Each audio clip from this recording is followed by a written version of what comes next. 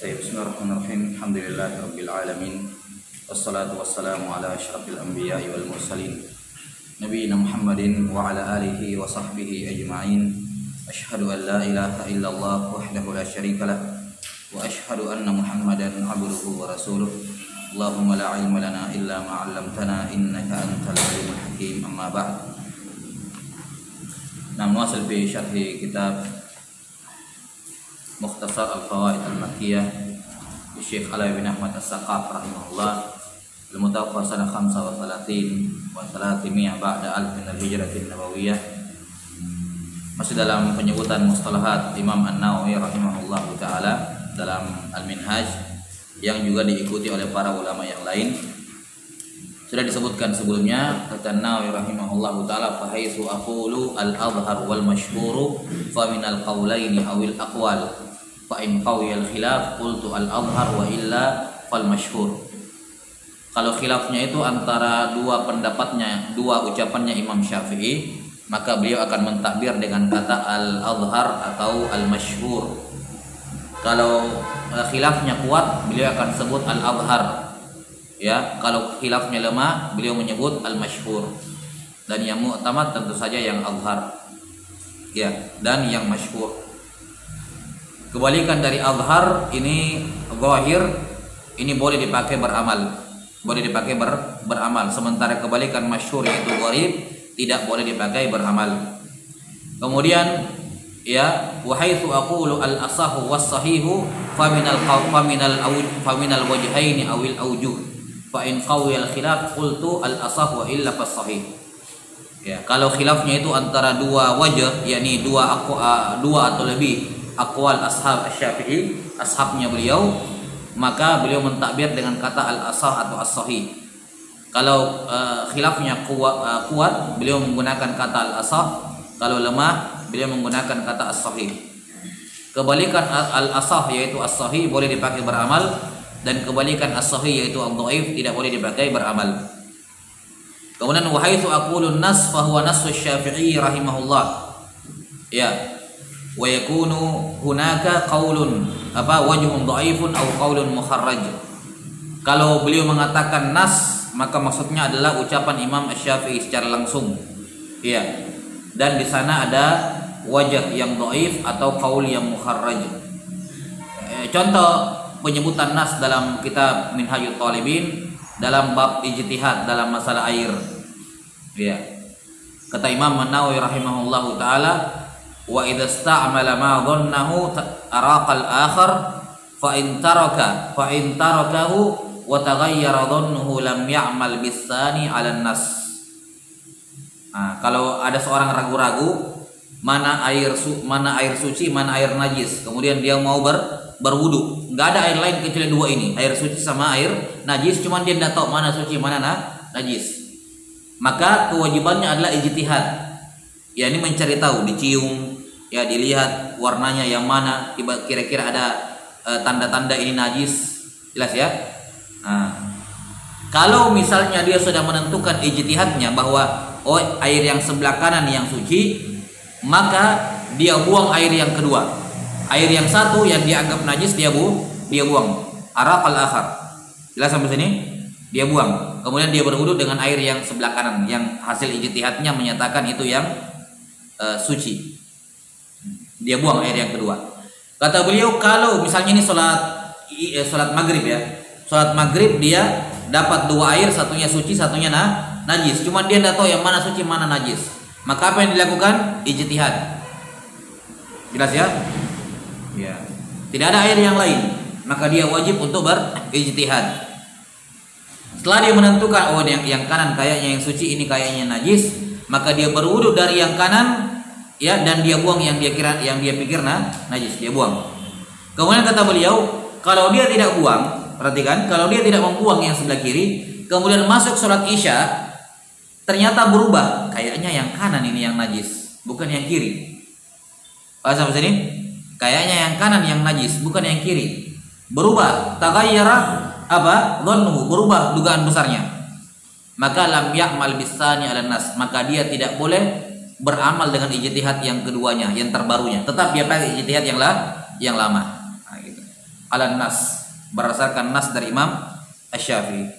Jadi ketika maghrib dia pakai yang kanan, tapi yang kiri dia tidak buang, ya, pas sholat isya berubah, kayaknya yang kiri yang suci, yang kanan yang najis, maka tidak boleh dipakai perubahannya. Tetap dia pakai yang kanan, yang dia pakai sholat maghrib tadi, kayak wudu dengan sholat maghrib. Paham ya? Ya, lam ya'mal bisani ala nas. Baik. Sudah. Bal yatawaddau bal yatayammamu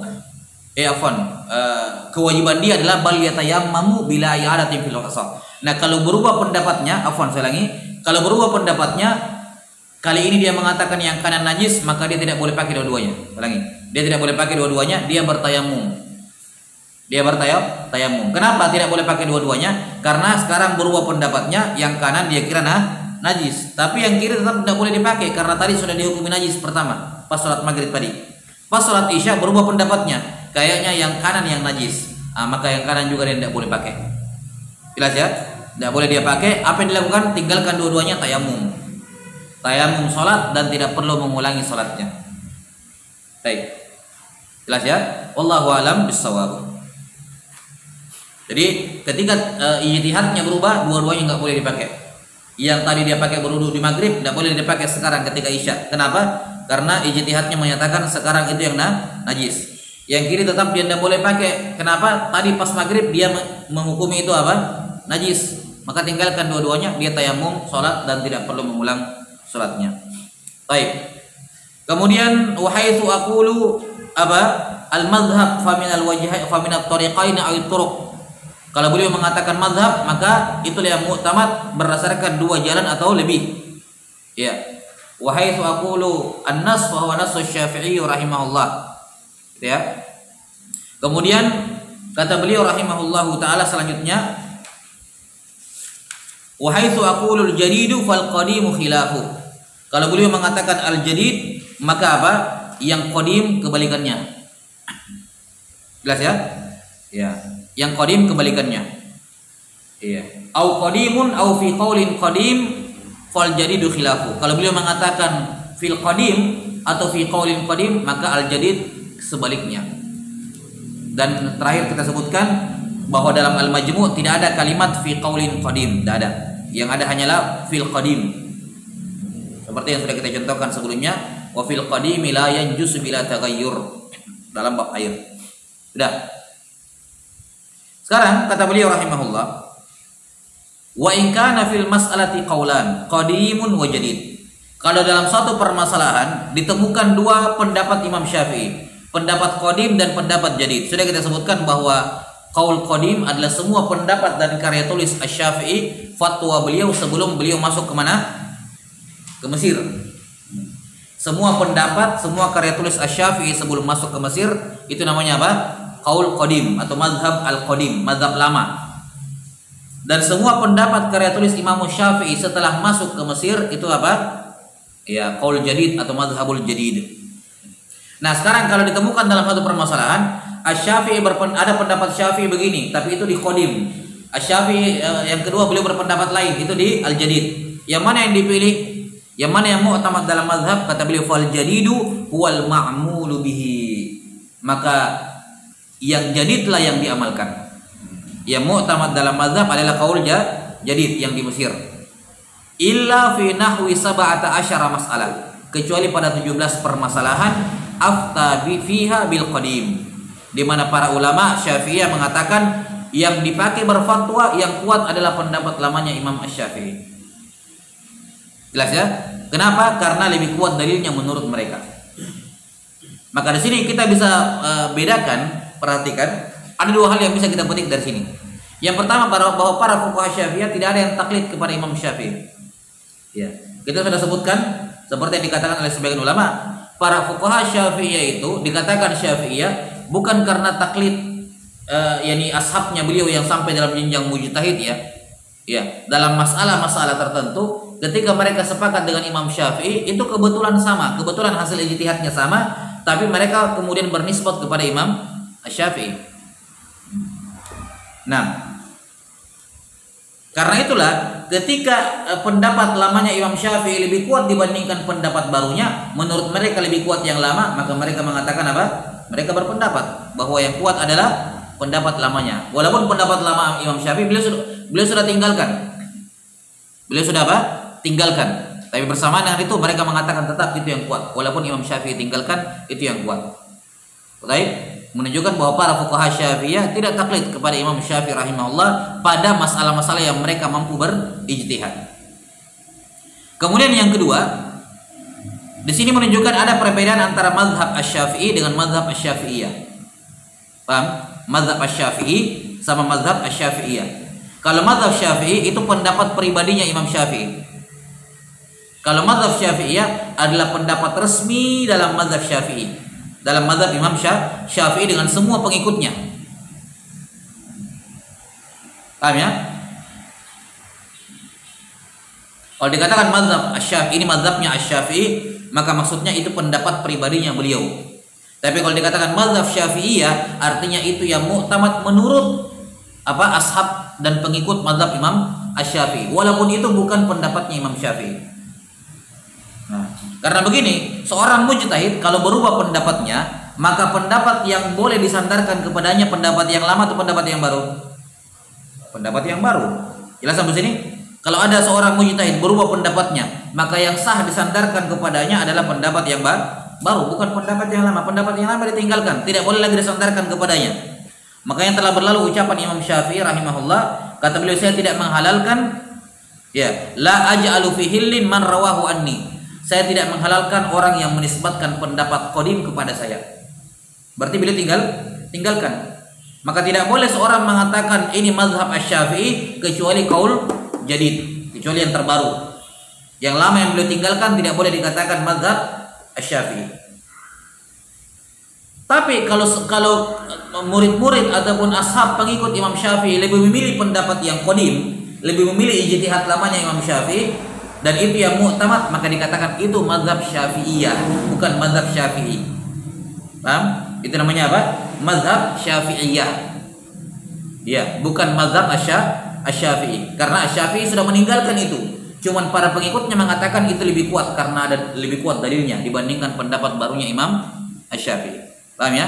Jadi butuh dibedakan antara mazhab Syafi'i dengan mazhab Asy-Syafi'iyah. Kalau Syafi'i tidak boleh kita menyandarkan kepadanya pendapat-pendapat lamanya, tidak boleh. Hanya pendapat baru semua. Jelas sampai sini? Dan inilah asalnya. Asalnya itu mazhab Syafi'i, ya mazhab Syafi'iyah juga sama. Cuman pada beberapa pembahasan, beberapa permasalahan dibedakan.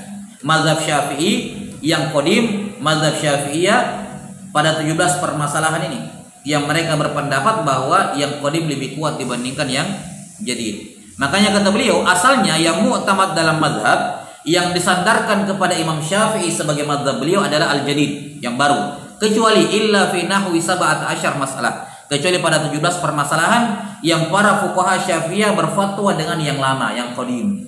Berarti itulah mazhab Syafi'iyah. Wa qad tatabba'tu fawajadtu mansusan alaihi fil jadid aidan. Tapi perhatikan, ini ada hal yang penting. Jangan difahami, tidak bisa difahami bahwa al-qadim dan al-jadid betul-betul berbeda. Ya. Kata Syekh di sini, 17 permasalahan yang Imam Syafi'i berfatwa di al-jadid, ternyata ditemukan juga beliau pernah berfatwa dengannya di al-qadim. 17 permasalahan yang dikuatkan oleh para fuqaha Syafi'iyah di al-qadim, ternyata beliau juga sudah pernah berfatwa dengannya di al-jadid. Pernah ditemukan, walaupun bukan yang mu'tamad, tapi pernah beliau berpendapat dengan yang qadim itu di mana? Di al-jadid. Waqad tatabba'tu fawujid waqad tutubbi'at. Nah, waqad tutubbi'at fawujidat mansusan alaihi fil jadid aidan. Ke-17 permasalahan ini dicari tahu oleh para ulama dan ternyata telah ditansis juga di qaul jadid, walaupun bukan yang mu'tamadnya di qaul jadid. Karena begini, pendapat Imam Syafi'i bukan dua ini tok saja. Di al-qadim ada khilaf, mungkin beliau pernah mengeluarkan 2-3 pendapat. Di al-jadid juga seperti itu. Jadi khilaf antara aqwalnya Imam Syafi'i bukan hanya antara jadid al-qadim dengan jadid. Bisa jadi di jadid juga ada perbedaan pendapat. Terus yang mana yang kuat? Jelas ya? Dalam satu permasalahan Imam Syafi'i di Mesir pernah membuat dua fatwa yang berbeda. Ini dua-duanya dikatakan apa? Al-jadid, tapi yang mana yang mu'tamad? Kan begitu ya. Nah, kata beliau 17 permasalahan ini memang mazhabul qadim, tapi ditemukan beliau pernah berfatwa dengannya di mana? Di Al-Jadid, dan itu memperkuat ya. Baik, sudah ya. Disebutkan di sini di bawah muhakkik ada 18 bahkan permasalahannya disebutkan oleh Imam Nawawi dalam Al-Majmu'. Disebutkan oleh Nawawi dalam Al-Majmu'. Jadi semua pendapat yang mu'tamad dalam mazhab Syafi'iyah semuanya adalah qaul jadid kecuali 18 permasalahan ini. Ini adalah qaul qadim, tapi inilah yang kuat. Jelas ya?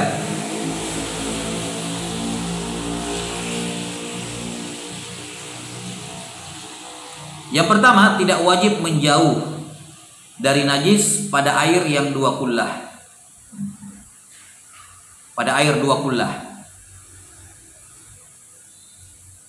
Kalau pendapat lamanya Imam Syafi'i, tidak boleh orang buang air di dalam air yang 2 kullah, tidak boleh.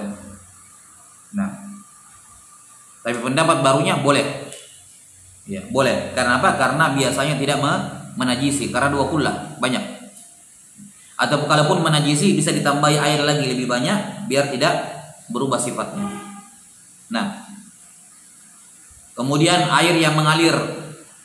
Air yang mengalir ini qaul qadimnya Imam Syafi'i, air mengalir tidak najis kecuali kalau berubah. Nah, baik 2 kullah maupun apa? Baik 2 kullah atau kurang. Ada mutanajjusil ma'il jari illa bit taghayyur. Baik. Ini qaul qadimnya beliau dan ini yang mu'tamad. Kata Nawawi rahimahullahu taala. Yang ketiga, tidak batal wudu karena menyentuh mahram. Di pendapat barunya Imam Syafi'i, walaupun menyentuh mahram batal wudu. Yani menyentuh istri, menyentuh ibu, saudari, anak perempuan batal wudu. Di mazhab jadid. Di mazhab qadim tidak batal kalau yang disentuh adalah mahram. Dan ini yang mu'tamad qaul qadimnya beliau. Di mazhab qadim tidak boleh makan kulit bangkai yang sudah disamak. Kulit bangkai kan najis. Kalau sudah disamak menjadi apa? Suci. Nah, ketika suci boleh nggak dimakan? Pendapat terbaru Imam Syafi'i boleh. Pendapat lama tidak boleh. Yang kuat adalah pendapat lama. Tidak boleh dimakan. Mengucapkan as-salatu khairum minan naum di azan subuh. Pendapat lama Imam Syafi'i sunnah, pendapat barunya tidak sunnah. Jelas? Yang kuat adalah pendapat lama. Ini semua pendapat lama ini yang mu'tamad. Waktu maghrib pendapat lama beliau habis ketika syafaq merah tenggelam. Ya. Pendapat barunya Imam Syafi'i waktu maghrib habis itu cuma sekitar mungkin 30 menit. Ya ini nantilah dibahas ya, panjang kalau kita mau jelaskan. Jadi Imam Syafi'i di pendapat baru mengatakan waktu maghrib itu cuma 1, tenggelam matahari. Pokoknya tenggelam matahari, azan, qomat, menutup aurat, wudu, jelas ya. Sholat 5 rakaat, sebagian mengatakan 7 rakaat. Setelah selesai semua, waktu maghrib habis, walaupun isya belum masuk. Jadi ada space antara maghrib dengan isya. Ini pendapat baru beliau. Pendapat lamanya sampai tenggelam syafaq merah bersamaan dengan masuknya isya, dan itu yang mu'tamad. Apalagi disunnahkan menyegerakan sholat isya. Ini qaul apa? Qaul qadimnya beliau. Di qaul jadid disunnahkan mengundurkan isya sampai 1/3 malam, sekitar jam 11, jam 9. Ya, itu qaul jadid. Qaul qadim sunnah isya di awal waktu. Dan ini yang mu'tamad. Yang ke-8, tidak disunnahkan baca surah di 2 rakaat terakhir, sholat isya, sholat zuhur, sholat asar. Surah setelah Al-Fatihah hanya sunnah di 2 rakaat pertama. Rakaat 3 dan ke-4 tidak sunnah. Itu qaul qadim. Di pendapat terbaru beliau sunnah juga baca surah di rakaat 3 dan 4. Sunnah juga baca surah di rakaat 3 dan ke-4. Tapi pendapat yang qadim itu yang mu'tamad, yaitu hanya pada rakaat pertama dan kedua. Kemudian menjaharkan amin bagi makmum di sholat jahriyah. Di qaul qadimnya beliau sunnah makmum mengucapkan amin pada sholat jahriyah. Di qaul jadidnya beliau enggak, makmum diam saja, biar imam yang mengucapkan amin. Ini pada pendapat qaul jadidnya Syafi'i. Yang mu'tamad yang qadim, yaitu tetap sunnah mengucapkan amin bagi makmum. Kemudian disunnahkan menggaris sebagai pengganti sutra kalau tidak ada tiang. Ya, jadi urutan sutra dalam mazhab Syafi'i yaitu yang pertama dinding masjid atau yang semacamnya, dinding kayak gini ya. Kalau nggak ada dinding ya syakhis, tiang masjid atau misalnya tombak yang ditancapkan atau apalah yang berdirikan. Jelas ya? Itu syakhis. Kalau tidak ada, di urutan ketiga ada sejadah. Sejadah bisa sebagai sutra. Misalnya kita sholat tidak bisa dipakai, tidak ada yang bisa dipakai sutra, maka bisa pakai sajadah. Nah, tidak ada sajadah baru buat garis. Ya, misalnya kita bisa pakai garis tegel seperti ini. Ya, jelas ya? Garis tegel seperti ini sebagai sutra. Di mazhab qadim disunnahkan pakai garis, di mazhab jadid enggak. Yang mu'tamad adalah yang qaul qadim, sunnahnya pakai garis. Apalagi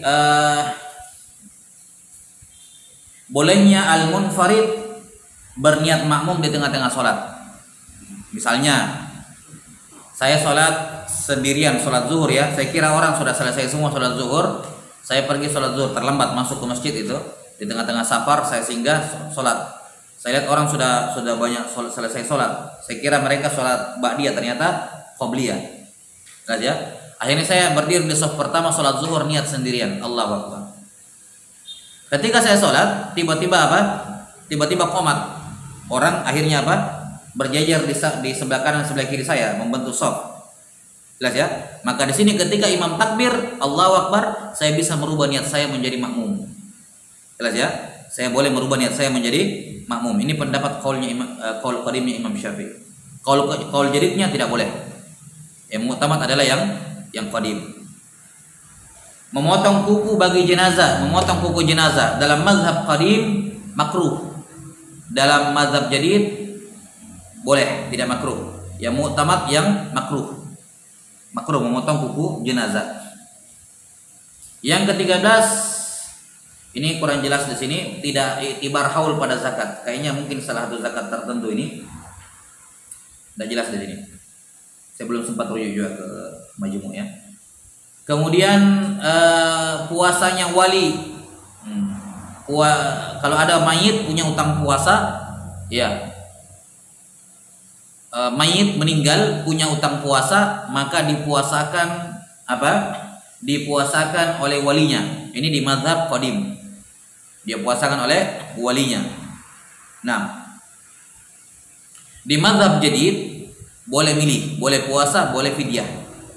Boleh puasa, boleh fidyah, dibayarkan. Nah, ke-15, bolehnya mempersyaratkan sakit pada untuk tahallul pada muhrim. Jadi ketika dia ihram haji atau ihram umrah, dia misalnya mengatakan saya dikatakan dia niat, saya niat ihram umrah ya, kecuali kalau saya sakit. Kalau saya sakit di tengah-tengah gitu ya, maka saya tahallul. Boleh seperti itu. Atau haji juga demikian. Saya niat haji, jelas ya. Nah, nawaitul hajja wa haramtu bihi lillahi ta'ala. Saya niat haji dan saya berihram dengannya untuk Allah Ta'ala. Jelas? Kecuali kalau saya sakit, maka saya tahallul. Jelas ya? Dia boleh menambahkan ta'liq itu di niat haji. Itu boleh. Di qaul jadid tidak boleh. Yang mu'tamad qaul qadim bolehnya. Kemudian bolehnya memaksa syarik untuk menjual bangunan. Di qaul jadid tidak boleh, nanti akan datang di bab syuf'ah ini, jual beli. Kemudian bolehnya mahar itu ditanggung oleh suami, maksudnya suaminya berhutang. Ya. Misalnya istrinya suami kasih mahar kepada istri, istrinya bilang kamu saja yang pegang. Maka itu boleh, tapi magmun. Dia kalau ada apa-apa suami yang tanggung gitu. Nah, ini di qaul qadim. Kemudian satu masalah perbudakannya la ba'sa. Nah, ini selesai. Ini penyebutan beberapa pendapat. Nah, selain dari masalah ini semua pendapat qaul qadim ya. Kata Nawawi ini semua yang mu'tamad. Walaupun sebagiannya kayaknya ada iskal sedikit. Ma'ruf lah dalam pembahasan fikih. Tapi intinya adalah 17 atau 18 masalah ini walaupun qadim inilah yang mu'tamad. Menurut An-Nawawi dalam Al-Majmu'. Paham ya? Karena dalam Minhaj ada perbedaan sedikit. Ala kulli hal, selain daripada 17 atau 18 ini, maka pendapat yang mu'tamad dalam mazhab Syafi'iyah adalah yang jadid, semua yang jadid. Baik. Kemudian setelah mengetahui ada qaul qadim dan ada qaul jadid dari Imam Syafi'i, wa qad nabbaha fil Majmu' ala syai'ain. Di sini Imam Nawawi dalam Majmu' mengingatkan dua perkara, dua catatan penting. Yang pertama, ahadihima inna ifta'al ashabi bil qadim fi ba'dil masail mahmulun ala anna ijtihadahum addahum ilaihi lidhuhuri dalili. Pendapat sebagian ashab Asy-Syafi'i yang mereka berfatwa dengan pendapat lama di sebagian permasalahan itu dianggap dihukumi bahwa ijtihad mereka mengantarkan mereka kepada pendapat qadimnya Imam Syafi'i karena dalilnya lebih kuat. Paham ya? Jadi bukan taklid. Ya. Karena setelah mereka melihat dalilnya Imam Syafi'i di qadim sama al-jadid, kayaknya qadim lebih kuat. Akhirnya mereka berfatwa dengannya. Paham ya? Baik. Jadi alasan mereka berfatwa dengan yang qadim karena mereka memandang dalilnya al-qadim lebih kuat. Wala yalzamu min dzalika nisbatuhu lisyafi'i. Ini saya katakan tadi. Tapi itu tidak mengharuskan kita boleh menisbatkan pendapat lama kepada Imam Syafi'i. Tidak boleh. Tidak boleh dikatakan mazhab Syafi'i. Kita hanya boleh mengatakan mazhab Syafi'iyah. Paham ya? Nah. Jadi ditemukan para ashab Syafi'i yang berfatwa dengan al-qadim, maka itu karena dalilnya lebih kuat. Bersamaan dengan itu tidak boleh kita katakan itu mazhab Syafi'i. Kita hanya boleh mengatakan itu mazhab Syafi'iyah. Jadi tidak melazimkan, tidak boleh menisbatkan itu kepada Imam Asy-Syafi'i. Qal, kata Imam Syafi'i, kata Imam Nawawi, wa hina idzin faman laysa ahlan litakhriji ta'ayyana alaihi al-amalu bil fatwa bil jadid. Wa man kana ahlan litakhriji wal ijtihad fil madhhab yalzamuhu ittiba'u maqtadahu ad-dalilu fil amali wal fatwa. Ya. Karena itulah bagi siapa yang tidak punya kemampuan mentakhrij, berijtihad dalam fatwa, dalam mazhab, maka dia wajib beramal dan berfatwa dengan yang jadid. Jelas ya? Nah, kayak orang-orang belakangan yang tidak mampu berijtihad dalam mazhabnya Imam Syafi'i, maka dia wajib beramal dan berfatwa dengan mazhab jadid. Tapi boleh bertaklid kepada para ulama Syafi'iyah yang berfatwa dengan al-qadim, boleh. Sementara yang sanggup untuk mentakhrij dan berijtihad dalam mazhab disebut dengan istilah mujtahid fatwa atau mujtahid mazhab, ya, maka dia wajib mengikuti dalil, bukan pendapatnya Imam Syafi'i dalam amal dan fatwa. Dia wajib mengikuti yang lebih kuat, yakni yang qadim. Tetap dia pegang yang qadim karena bagi dia itu dalilnya lebih kuat. Karena dia seorang mujtahid, nggak boleh apa? Nggak boleh taklid. Tapi kalau dia menyebut beramal dengan yang qadim berdasarkan dalil yang lebih kuat menurut dia, mubayyinan anna hadza ra'yuhu, disertai, tapi dia harus menjelaskan ini pendapat saya, bukan pendapatnya Imam Syafi'i. Karena yang boleh disandarkan kepada Syafi'i hanya yang jadid, sementara dia pilih yang qadim. Maka dia mengatakan ini pendapat saya pribadi, bukan wa anna mazhab Syafi'i kadza wa kadza. Adapun mazhab Syafi'i ini.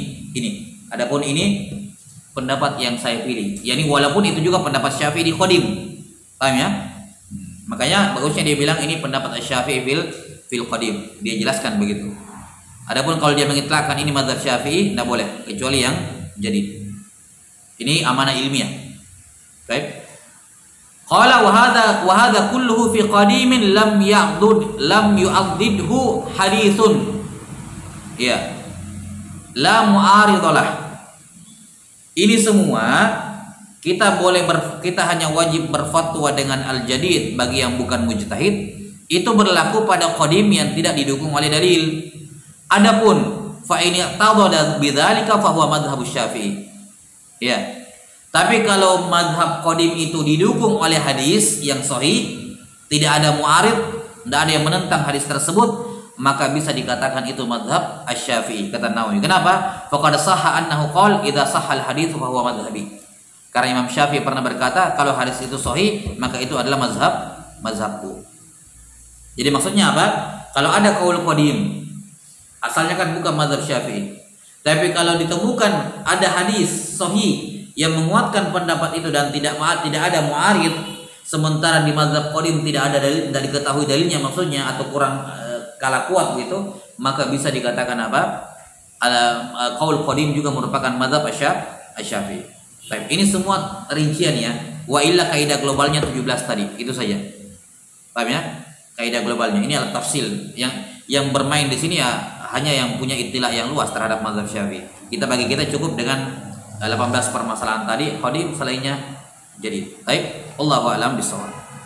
Ini tambih yang pertama. Tambih yang kedua, as-tsani qauluhum innal qadima marju'un anhu wa laysa bi madhhabi Syafi'i mahalluhu fi qadimin nassa fil jadidi ala khilafi. Pendapat atau ucapan para ulama Syafi'iyah bahwa pendapat yang lama ya itu ditinggalkan dan tidak boleh dinisbatkan sebagai mazhab Asy-Syafi'i. Ucapan ini berlaku kalau pendapat qadimnya tidak beliau fatwakan juga di jadid. Karena ada beberapa masail beliau berfatwa seperti itu di qadim, di jadid juga iya. Nah, yang dibahas bahwa qaul qadim itu ditinggalkan dan tidak boleh dinisbatkan sebagai mazhab Syafi'i, itu kalau qaul qadimnya tidak pernah ditansis lagi, difatwakan lagi di al-jadid. Paham ya? Mahalluhu fi qadimin nassa fil jadid ala khilafi, yaitu qaul qadim yang di qaul jadid dia mentansis menyelisih pendapat qadim. Misalnya di qaul qadim mengatakan boleh, di jadid mengatakan tidak boleh. Nah, disinilah ucapan itu berlaku. Yang qadim ditinggalkan, tidak boleh dikatakan mazhab Syafi'i. Kenapa? Di qadim beliau bilang boleh, di jadid beliau bilang tidak boleh. Berarti ditansis kebalikannya. Amma qadimun lam yata'arraf fil jadid lima yuwafiquhu wa la lima yukhalifuhu fa innahu madhhabu. Adapun kalau ditemukan satu pendapat di qadim tapi di jadid tidak ada komentar, enggak sesuai, tidak ada yang sesuai, tidak ada juga yang bertentangan, maka yang qadim itu tetap mazhabnya beliau. Karena tidak ada pernyataan beliau rujuk. Beliau menyelisih, paham ya? Karena ada sejumlah masalah, tidak semua permasalahan beliau tambih di qadim, beliau tambih lagi di jadid. Ada masalah-masalah di qadim yang beliau fatwakan, nah di masalah jadid beliau tidak fatwakan ulang tentang itu. Tidak yang sejalan, tidak juga yang menyelisihi. Maka yang qadim tetap mazhab Asy-Syafi'i. Kenapa? Karena tidak ada pernyataan rujuk. Kalau di qadim beliau bilang halal, di jadid beliau bilang haram, nah yang halal ini ditinggalkan. Tidak boleh dikatakan mazhab Syafi'i.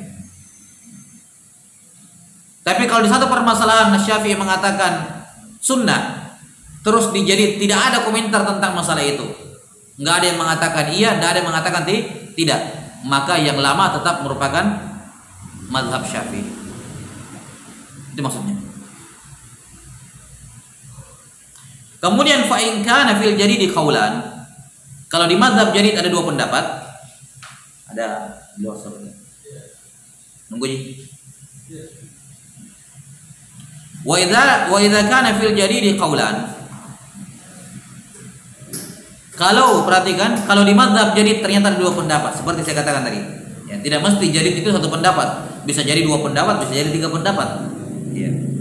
Fal amalu bima rajjahu Syafi'i. Kalau di qaul jadid ada dua pendapat, maka yang diamalkan adalah yang dirajihkan oleh Imam Syafi'i. Fa illam yu'lam fa bi akhirihima. Kalau enggak diketahui mana yang dirajihkan oleh beliau, dipilih yang paling terakhir. Bimbab apa namanya? Kayak nasib wal mansukh itu, dipilih yang fatwa yang paling terakhir. Baik. Jadi misalnya ada satu permasalahan, kita cari-cari ternyata di qaul jadidnya Imam Syafi'i ada dua pendapat. Beliau mengatakan sunnah, beliau juga mengatakan wajib. Sama-sama qaul jadid. Tadi kan kita bahas kalau qadim dengan jadid bertentangan, maka yang jadid yang diamalkan kecuali 18 tadi. Tapi bagaimana kalau di jadid ada dua pendapat? Sunnah sama wajib. Kata beliau dicari apakah Asy-Syafi'i pernah merajihkan salah satunya. Kalau pernah merojihkan salah satunya, maka itu yang mu'tamad. Kalau tidak ada, maka yang paling terakhir. Dicari tahu yang mana yang paling terakhir. Baik, wallahu alam bissawab. Baik. Kemudian beliau menutup faidah pertama ini dengan pembahasan qala rahimahullah wa haitsu aqulu wa qila kadza fa huwa wajhun dha'ifun was sahihu awil asahu khilaf bi khilafihi wa haitsu aqulu fi qaulin kadza farrajihu khilafu. Ini yang terakhir pada mustalahatnya Imam Nawawi dalam Majmu' dalam Minhaj. Kalau Imam Syafi'i berkata wa qila kadza, ada yang mengatakan seperti ini, maka maknanya fahuwa wajhun dhaif, maka itu adalah pendapat ashab yang dhaif. Kebalikannya apa? Was-sahihu awil asah khilafuhu, pendapat yang sahih atau yang asah kebalikannya. Berarti kalimat wakila kadza itu bisa jadi dhaif, bisa jadi apa? Ya, kata beliau fahuwa wajhun dhaif, itu wajah yang dhaif, tidak boleh diamalkan. Kebalikannya as-sahih atau al-asah adalah kebalikan dari yang tersebut. Contoh, terkait dengan apa namanya,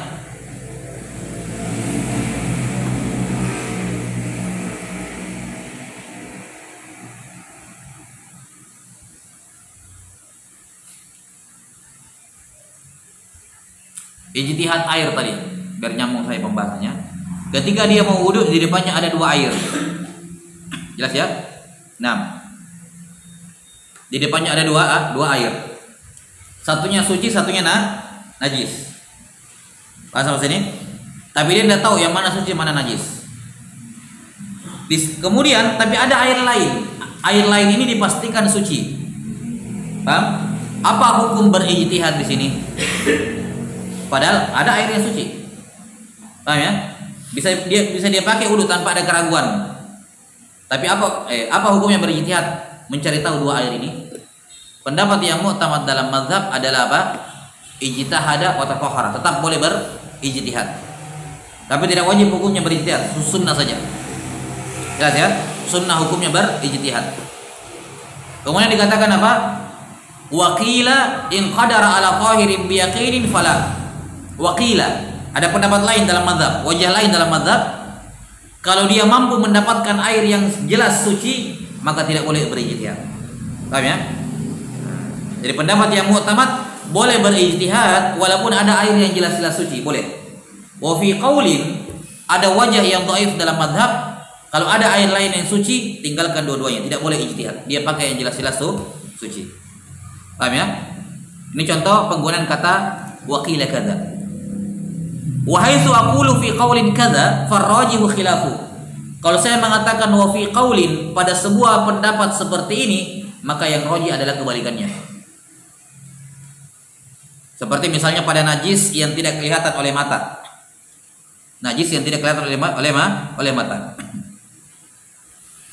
Nah, seperti misalnya air di jalanan, ya, yang berpotensi anjing menjilat atau apalah gitu. Ya. Berpotensi. Atau ada percikan kencing atau yang semacamnya, tapi nggak kelihatan. Contohnya apa misalnya? Najis yang ada di kakinya lalat. Lalat kan apalagi lalat kotoran singgap kemana-mana. Kita sholat tiba-tiba singgap di sini, jelas sampai sini. Kita yakin nih, kita lihat ini lalat singgah di tai ayam misalnya. Baik. Setelah itu terbang, kita lihat dia singgah di sini. Baik. Apa hukumnya? Najis atau tidak? Jelas-jelas ini ada najis di sini. Karena dia baru-baru singgap dari sini, paham? Terus pindah ke sini. Najis atau tidak? Ya, najis. Tapi dimaafkan. Jelas ada najis di sini. Cuman dimaafkan. Kenapa? La yudrikuhu tarf. Tidak kelihatan oleh mata normal. Walaupun jelas fix ada najis. Jelas-jelas ini di kakinya lalat ada najis. Cuman karena tidak kelihatan pakai mata, maka dimaafkan. Nah, di sini ada khilaf. Dikatakan wa gadza fi qaulin najasun la yudrikuhu tarf. Jelas ya? Kata siapa namanya Al-Rafi, demikian pula najis yang tidak kelihatan oleh mata. Fi qaul, dalam sebuah pendapat. Ini kata Rafi, ini najis dan tidak dimaafkan. Dan dimaafkan gitu. Dan dimaafkan. Baik. Qala rahimahullah menutup ini masih dalam ucapannya siapa kemarin? Coba. Ucapannya Jalaluddin Al-Mahalli ya dalam Kanzur Ragibin. Nah, ditambah dengan dari Tuhfah dan Nihayah. Wa yatabayyanu quwwatul khilafi wa dha'fuhu fi qawlihi wa haitsu aqulu al-madhhabu ila huna min madrakihi. Kata beliau, yatabayyanu quwwatul khilaf, bisa diketahui kekuatan khilaf, yakni kuat tidaknya khilaf tersebut mulai dari ucapan wa haitsu aqul ya ila huna, wa haitsu aqulu al-madhhab ila huna min madrakihi. Mulai dari ucapan al-madhhab sampai di sini, yang sampai akhir, sampai farrajihu khilafu mim madrakihi, bisa diketahui lemah tidaknya dari dalil-dalilnya, dari sudut pandangnya. Wa qad yaqa'u lil musannifi annahu fi ba'dhi kutubihi yu'abbiru bil adhhar wa fi ba'dhiha yu'abbiru an dzalika bil asah. Nah, ini masalah yang lain. Kan sudah diterangkan nih, al-adhhar ini maknanya al-asah ini. Kalau al-adhhar khilaf antara apa? Antara kaulnya Imam Syafi'i. Kalau al-asah khilaf antara ashabnya. Nah, sekarang iskalnya adalah di sebagian bukunya Imam Nawawi kadang beliau mentakbir dengan adhhar di satu masalah, tapi masalah yang sama di buku yang lain beliau takbir dengan al-asah. Yang mana ini? Ini khilaf antara kaulnya Syafi'i atau khilaf antara ashabnya? Karena di sebagian kutub beliau mentakbir dengan al-adhhar, wa fi ba'dhiha yu'abbiru an dzalika bil asah, di masalah yang sama. Maka solusinya fa in urifa annal khilafa aqwalun aw aujuhun fawadih. Nah, solusinya dicari tahu, dicek. Kalau diketahui ternyata khilafnya itu antara aqwal, maka jelas berarti yang benarnya adalah adhhar, gitu ya. Tapi khilafnya antara aujuh, berarti yang benarnya apa? Al-asah. Berarti yang lainnya di situ, yang lainnya apa namanya? Berarti itu yang dipakai maksudnya. Sesuai dengan kenyataannya di lapangan setelah dicek. Wal arjahu dallu ala annahu aqwalun li'anna ma'a qailihi ziyadatu ilmin yanqulhu anis Syafi'i radhiyallahu anhu bi khilafina fihi anhu. Nah, sekarang bagaimana kalau enggak ditemukan? Kita tidak bisa mencari tahu ini aqwal atau apa? Aujuh. Paham? Mana yang dipakai? Azhar atau asah? Kalau kita tidak bisa mencari tahu, kata beliau wal arjah adal ala annahu aqwal, maka yang roji adalah yang menunjukkan itu aqwal, yaitu yang mana? Yang adhhar, itu yang dipakai. Kenapa? Li'anna ma'a qailihi ziyadatu ilm, karena yang mengucapkan al-adhhar berarti dia punya tambahan ilmu yang dia kutip dari Imam Syafi'i. Kan yang mengatakan asah sepengetahuan dia hanya ucapan ashab, tapi yang mengatakan adhhar dia mengatakan enggak, ada nasnya Imam Syafi'i, khilaf. Berarti yang mana lebih banyak ilmunya? Yang mengatakan adhhar, karena ada tambahan ilmu. Intinya al-musbit muqaddam ala nafi. Yang mengatakan asah tidak ada pendapat Syafi'i di sini. Yang mengatakan adhhar ada pendapat Syafi'i. Nah, yang menetapkan didahulukan dibandingkan yang menafikan. Baik. Nah, bi khilafi nafihi anhu. Wallahu a'lam bissawab. Nah, alhamdulillah selesai pembahasan terkait dengan mustalahat dalam mazhab, dalam minhaj at-talibin, disertai dengan beberapa contoh, dan juga sekali lagi ini penting sebagai bekal untuk membaca buku-buku syarah yang akan kita baca selanjutnya. Kalau lewat saya tinggal tanya maksudnya ini apa, sebagai bentuk melatih pengetahuan terhadap mustalahatul mazhab. Wallahu a'lam bissawab. Ini masalah yang kedua tentang mustalahul hadis, dan juga untuk sedikit ya tentang siyagut tahlis saja. Mungkin antum sudah pelajari di mustalah. Kemudian terkait dengan menghukumi para ulama keliru, ya, ghalab. Apa maksud kalimat ulama ghalab?